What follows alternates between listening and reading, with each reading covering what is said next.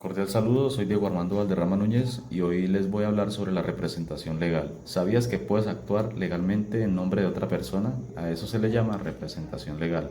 Es una figura jurídica en donde alguien llamado representante actúa por otra persona, el representado, y sus decisiones tienen efectos directos sobre él. En Colombia no existe una ley sobre esto. La representación legal se regula en diferentes normas dependiendo del caso. Existen varios tipos. El primero es la representación legal estricta que nace de la ley. Por ejemplo, los padres que representan a sus hijos menores o un gerente que representa a una empresa. Segundo, la representación voluntaria que surge cuando alguien autoriza a otro, como en un poder o un contrato de mandato. El tercero, la representación judicial designada por un juez, como en el caso de curadores o liquidadores. También está la representación orgánica propia de las empresas, donde el representante actúa como parte de la organización. Y la representación aparente, cuando alguien actúa sin autorización, pero parece tenerla. Para que exista representación legal deben cumplirse algunos elementos clave. Deben haber dos personas distintas, el representante debe actuar en nombre del otro y debe tener autorización válida. Además, los efectos legales recaen directamente sobre el representado y no sobre quien actúa. Algo importante y que hay que tener en cuenta es que el representante no es solo un mensajero. Él tiene criterio propio para tener decisiones dentro de los límites que le hayan dado. En resumen, la representación legal permite que una persona actúe por otra, generando efectos reales en el mundo jurídico. Muchas gracias por su atención. Condiciones de la representación legal. Para que la figura de la representación sea jurídicamente válida en el ordenamiento colombiano, deben concurrir presupuestos específicos que garanticen su legalidad y eficacia. Estas condiciones se dividen en su fase de constitución y su fase de vigencia en condiciones de establecimiento.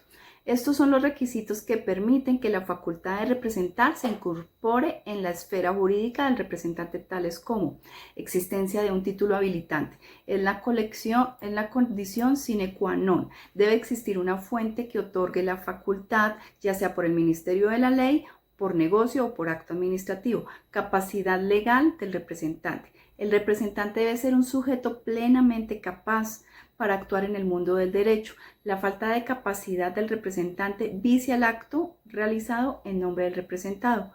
Formalidades ad solemnitatem. Dependiendo de la naturaleza del acto, el establecimiento de la representación requiere formalidades específicas. Por ejemplo, en materia mercantil, el nombramiento del representante debe inscribirse en el registro mercantil para ser oponible a terceros. En actos sobre bienes inmuebles, el poder debe constar en escritura pública. Aceptación del encargo. Especialmente en la representación voluntaria, es necesario que el representante acepte la facultad otorgada para el vínculo que se perfeccione. Condiciones de mantenimiento. Son los presupuestos que permiten que la representación conserve su fuerza vinculante en el tiempo, como la vigencia del título. La facultad debe permanecer activa. En la representación voluntaria se mantiene mientras no se cumpla el plazo o la condición pactada. En la representación legal de sociedades se mantiene mientras el nombramiento esté vigente en el certificado de existencia y representación legal.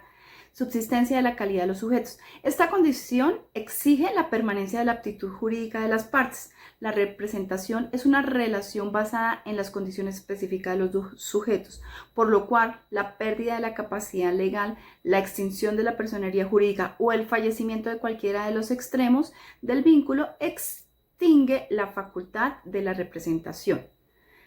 El representado, pues en personas naturales, la muerte del representado generalmente extingue la representación voluntaria y en personas jurídicas, estas deben mantener su existencia legal hasta no ser liquidadas.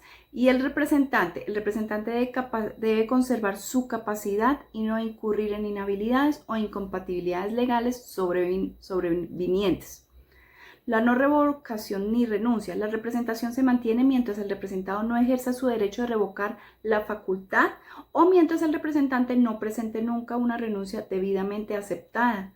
El cumplimiento del objeto. Si la representación fue otorgada para un acto específico, la condición de mantenimiento cesa una vez ejecutado el acto o agotado el objeto del mandato.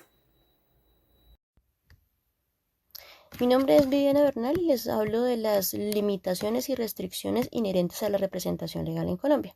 Esto básicamente es el conjunto de frenos jurídicos impuestos a los representantes con el fin de salvaguardar los intereses de los representados y evitar el abuso del derecho conferido.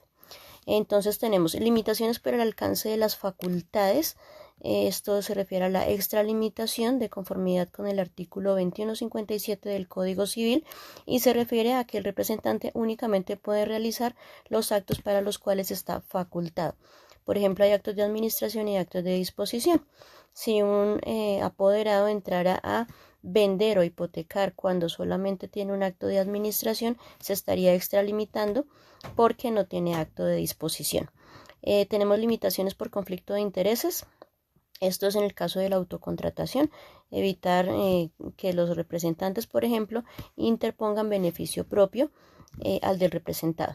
Tenemos limitaciones estatutarias y de cuantía en el ámbito corporativo. Por ejemplo, en las empresas, podemos ver en los certificados de existencia y representación legal, hay una parte que se llama facultades y limitaciones y en algunos casos existen restricciones de contratación hasta tantos salarios mínimos. Esto es un ejemplo en este caso. O restricción por algunos actos. Tenemos limitaciones por la naturaleza del acto, porque son actos meramente personales. Para ello, el Código Civil es claro en su artículo 1060 con el tema de los testamentos, por ejemplo, donde nos dice que no se la facultad de testar es indelegable, es decir, para otorgar un testamento no le puedo delegar a otra persona que lo haga por mí. Tenemos limitaciones en cuanto a la representación legal, por ejemplo, de incapaces y menores de edad. Pongo en este caso, cuando un padre quiere hacer la venta de un bien inmueble de su hijo menor de edad, tiene esa limitación, pues debe de acudir a una defensoría de familia que le autorice este acto y seguir los lineamientos de acuerdo al decreto 1664 de 2015 que habla de la autorización para enajenar bienes de menores de edad. Y tenemos limitaciones legales en cuanto a inhabilidades e incompatibilidades. Esto se da sobre todo en el sector público y financiero. Hola, mi nombre es Karen González y voy a explicar la importancia de la representación legal en Colombia. Esta figura es un pilar del Estado Social de Derecho y está respaldada por el Código Civil colombiano y la Ley 1996 del 2019. Primero, garantizan la capacidad de ejercicio. Aunque todos tienen capacidad de goce, no todos pueden ejercer sus derechos, como menores o personas que requieren apoyos, por lo que la representación legal permite que su personalidad jurídica tenga efectos reales. Segundo, permite que las personas jurídicas como empresas actúen legalmente a través de un representante. También garantiza la seguridad jurídica y protege a terceros, asegurando la buena fe en los contratos. Además, la representación legal facilita la protección de intereses mediante la delegación de funciones, lo que dinamiza la actividad jurídica. Y finalmente, asegura la tutela judicial efectiva, evitando la indefensión. Como conclusión, puede decirse que la representación legal permite hacer efectiva la capacidad de ejercicio y es un pilar de la personalidad jurídica que garantiza derechos conforme al Código Civil colombiano y la Ley 1996 del 2019. Muchísimas gracias.